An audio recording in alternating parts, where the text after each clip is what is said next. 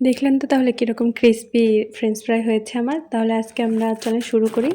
প্রথমে হচ্ছে ফ্রেঞ্চ ফ্রাইয়ের জন্য আলু কেটে নিয়েছি। এরপরে একটা কড়াইয়ে পানি নিয়ে সেটা বলক তুলে এরপর একে একে মশলা দিয়ে দিব। গুঁড়া মশলাগুলো হলুদ, লবণ আর জিরা গুঁড়া, ব্যাস আর কিছু লাগবে না। এরপর এটা দিয়ে এখন এটা বলক আসা পর্যন্ত অপেক্ষা করব। এটা ম্যাক্সিমাম 5 মিনিট আপনারা সিদ্ধ করে নেবেন। সিদ্ধ করা হয়ে গেলে এটাকে হচ্ছে ঠান্ডা পানিতে নিয়ে নিতে হবে, একদম ঠান্ডা পানি। ফ্রিজের পানি হলে তো আরও ভালো হয়।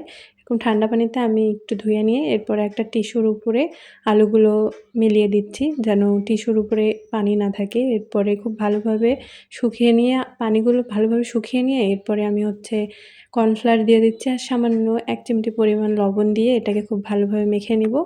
এই তো দেখেন মাখানো হয়ে গেছে। এখন আমরা এগুলো গরম তেলে দিয়ে দিব। এগুলো আমরা 2 ধাপে ভেজে নিব। তাই প্রথমে অল্প কিছু দিয়ে এটাকে ঠান্ডা করে নিব। এই পর্যায়ে কিন্তু আপনারা এসে ফ্রোজেন করে রাখতে পারেন। তো এটাকে এখন আমি আবার ভেজে নিচ্ছি। ভেজে নিয়ে এটাকে কিন্তু ঠান্ডা করতে হবে। আপনারা চাইলে ফ্রিজেও রেখেও ঠান্ডা করতে পারেন অথবা ফ্যানে রেখে। এরপরে ভাজা হয়ে গেলে আমি আবার ভেজে নিচ্ছি। ভাজা হয়ে গেলে কিন্তু অবশ্যই ফ্রেঞ্চ ফ্রাইয়ের উপরে চাট মসলা অথবা বিট লবণ দিয়ে মাখিয়ে নেবেন।